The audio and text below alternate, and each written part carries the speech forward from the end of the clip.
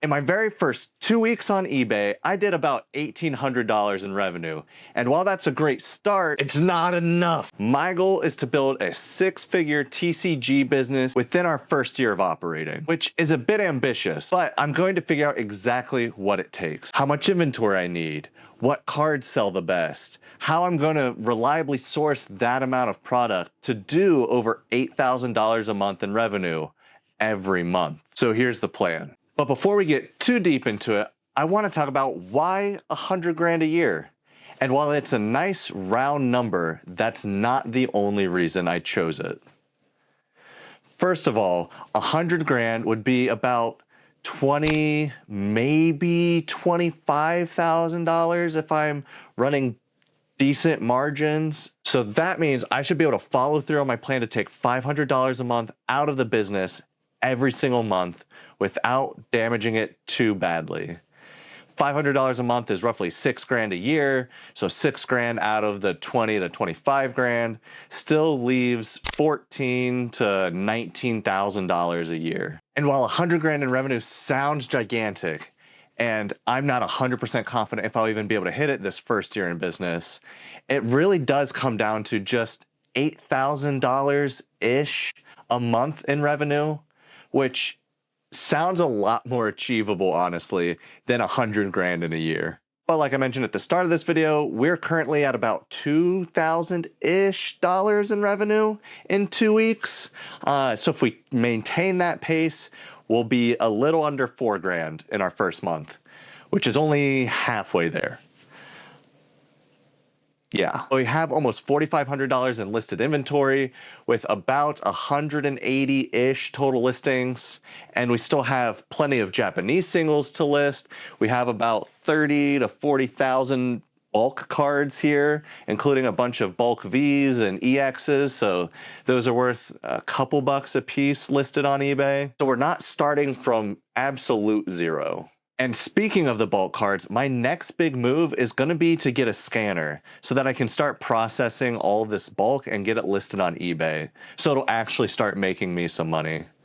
Thinking about maybe also applying for repacks to do set specific lots like 151 and maybe prismatic evolutions. There are a couple of big hurdles that we have to get over before we can start pouring all of our profit back into the business to scale. First of all, I used some of mine and my wife's personal money to buy that collection earlier this week.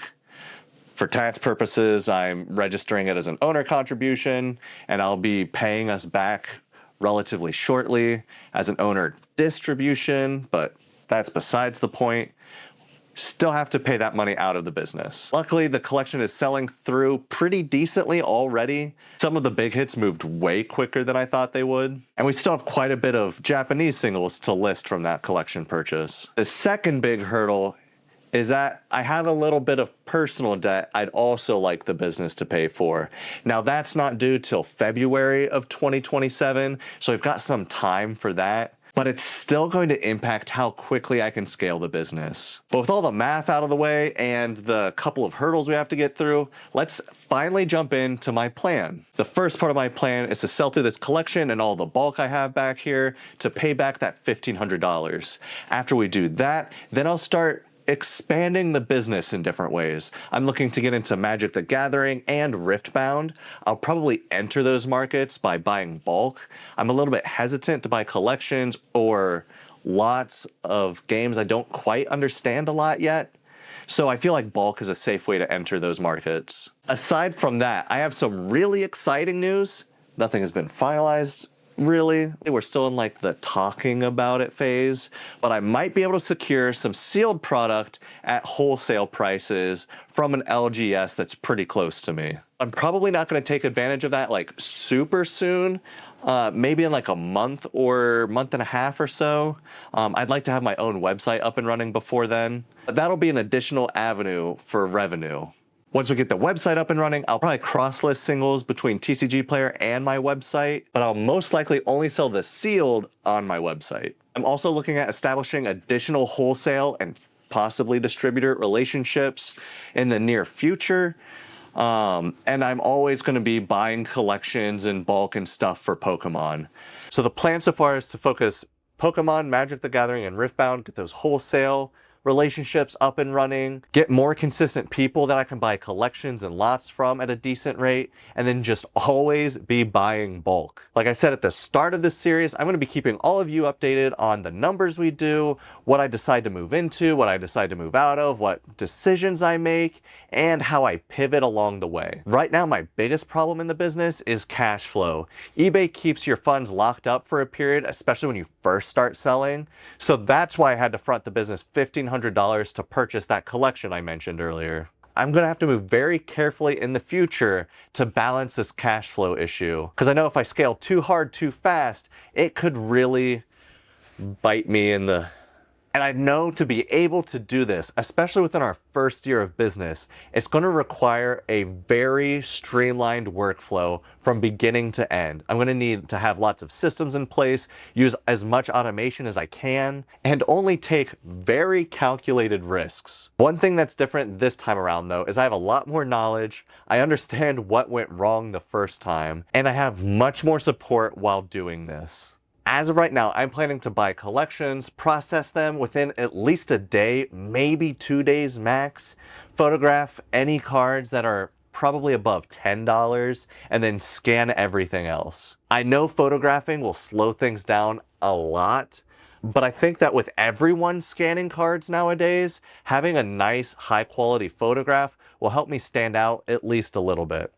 I don't know if it'll make that big of a difference, but I'm hoping it'll be one of the differentiators. So after every card is either photographed or scanned, we'll run it all through SortSwift, upload it to eBay, my website, maybe TCG Player. We'll probably price above market on the marketplaces and either at market or slightly below market on my own website, just to incentivize people to buy from me there. One of the nicest things about SortSwift will be the inventory management system that it comes with, so that'll help me stay a lot more organized than I currently am or even was the last time I did this business thing. And finally, we'll have the shipping. I plan to apply for the top seller on eBay, so I'll have to do 1-day handling, so I'll have to be really efficient with my shipping. Luckily, my wife has agreed to help me at least 1 day a week, and I'll primarily have her packing orders. And another big part of the business I plan to try to leverage is content creation. I just got monetized on YouTube earlier this week, last week, something like that. And I signed up for Amazon Associates, their affiliate program. So I'm hoping to be able to leverage content and affiliate relationships to generate extra revenue on the side, which will hopefully go back into cards and collections and just snowball the whole thing. So if you're interested in following me along my journey, be sure to subscribe, because I'll be making content about every major thing in this business. And I just want to reiterate one more time that $100,000 is the revenue goal, not the profit goal. Revenue is just gross sales before taxes and fees and shipping or anything. If I'm lucky, somewhere between 15 to 25 grand will be profit. But since 100 grand is such a huge number and it's kind of far away at this point, there are a few milestones I want to hit first. First is our first $3,000 month, then our first $5,000 month. Then I'd like to hit our first $15,000 quarter. And then I'll be looking to hit that $8,000-ish a month to get to the 100 grand. And I don't know if any of this is going to work. Parts of the plan may come to fruition, and probably a lot of it will change, especially as I start to scale more and more. But that's exactly what this channel's about. For me to share my journey and my decisions, my wins, my highs, and my losses, so you can have some insight into what it's like to try to run an online TCG business. Now, this video was originally going to be a Q&A video of me answering questions from my old most watched videos. But I decided to pivot last minute. However, I still have the footage from the Q&A, so let's go ahead and jump into that right now. Hey there, Harley here with Dusk and Diamond Collectibles, and this video is going to be a bit of a Q&A video. I still get a lot of comments on some of my old HD cards and collectibles videos, especially the TCG player and shipping tutorials. So I figured I would just take some time, scroll through some comments here, and try to answer them to the best of my ability. So this is going to be like probably a pretty short video today, but let's go ahead and get into it. CJC Money 1899 said, "Thanks for the video. I have two questions. As a new seller that doesn't have a tracking label printer, will the carrier like USPS print the label for me? Also, is it possible to fall to lower levels after leveling up? For example, from level 4 back down to level 3. Typically, USPS will not print labels for you. If you don't have a label printer, just use stamps.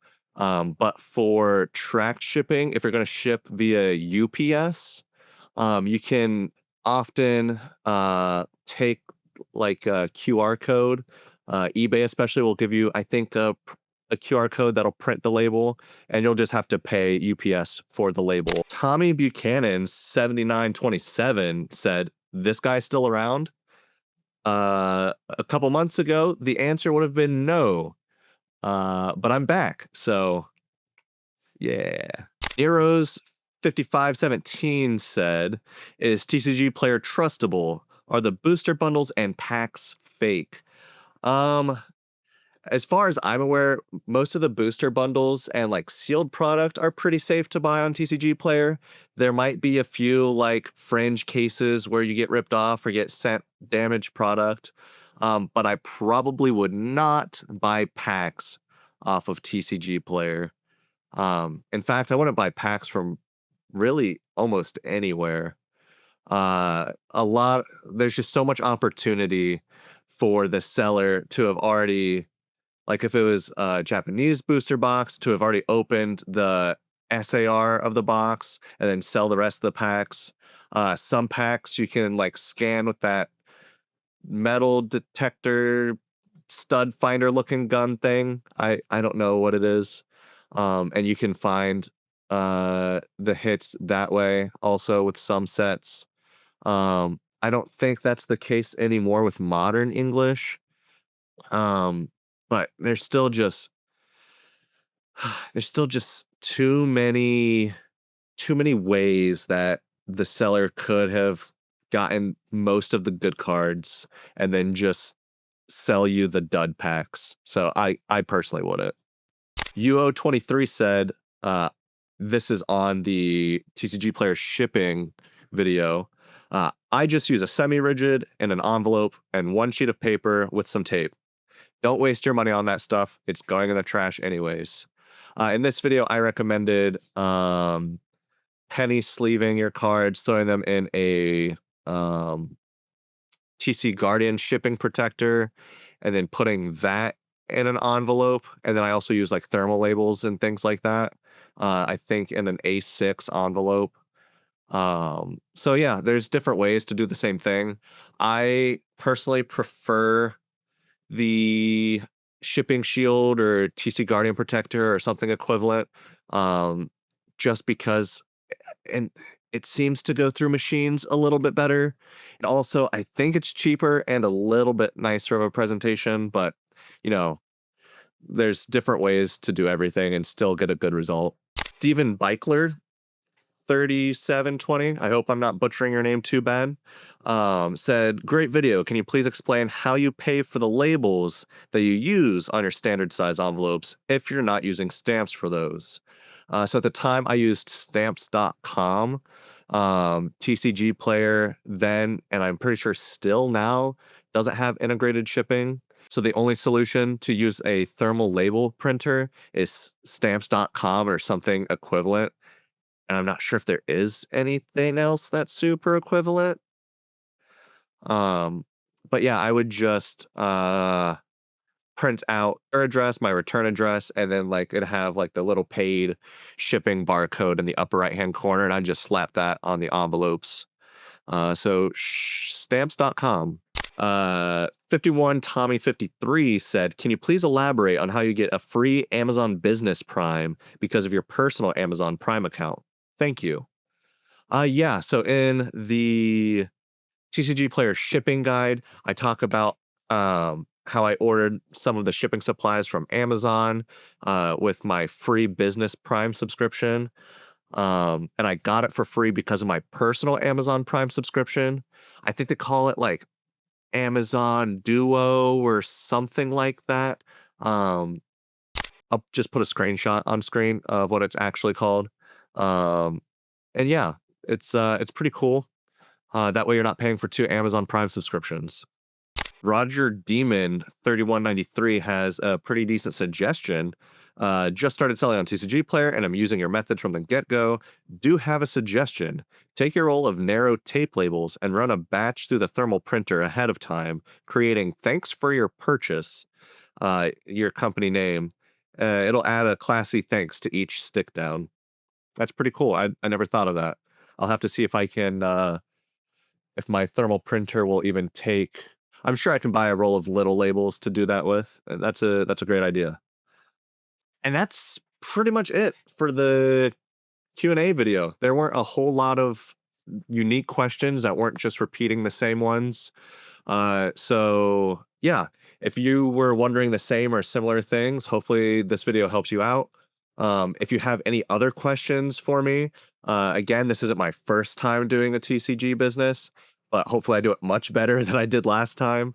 If you have any questions for me at all, leave them in the comments down below, and I will do future Q&A videos every so often just to touch base, because I might not have time to go through and answer everyone's comments manually. So yeah, in the next video, I'll be going over step by step exactly how I ship different price points of cards for eBay orders. Everything from eBay standard envelope up to, I don't know, $400 slab, maybe? And if you'd like to follow my new journey from the very beginning, this is only episode 3, check out this playlist. I'll catch you guys next time.